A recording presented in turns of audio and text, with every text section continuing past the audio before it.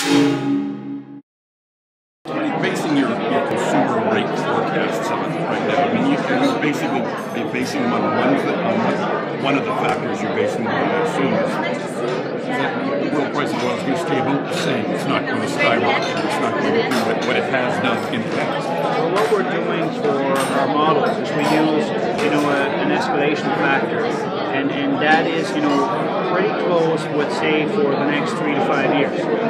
But nobody can predict oil prices 10 years down the road, which makes LePro so valuable to us because we're dealing with a much lower proportion of cost of fuel, and that is much more predictable from our cost point of view. So that's how we're basing, our prediction for low and stable rates.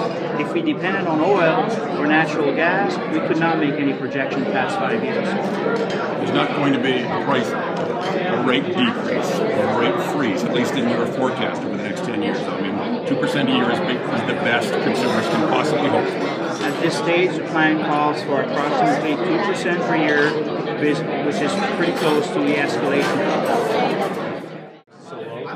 Absolutely. There's a market in New England. We've actually been quite active in it, and we're continuing to win customers over there. And we have, now that the Pro is back on, we have actually more possibilities for the market. Why would anybody in New England buy from the Pro when they can buy from Hydro-Quebec at 2-3 cents per kilowatt hour? Well, Hydro-Quebec sells at the price of the market, and the price of the market today is not 2 to 3 cents. It's actually closer to 4 or 5 cents, and that market is subject to gas volatility. So as gas, becomes shorter, which it's expected in the next 5 or 6 years, that price could go up, by double. I mean, we've seen prices on the electricity market in New England at $80 a megawatt, or 8 to 10 cents a kilowatt hour.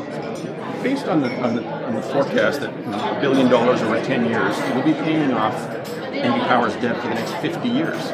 Is that what we're looking forward to? Like 50 years or half a century to pay off NB Power's debt? Well, I think when you look at a company like NB Power, Crown Corporation, what we're shooting actually is for a debt-equity ratio of 80-20 and lower.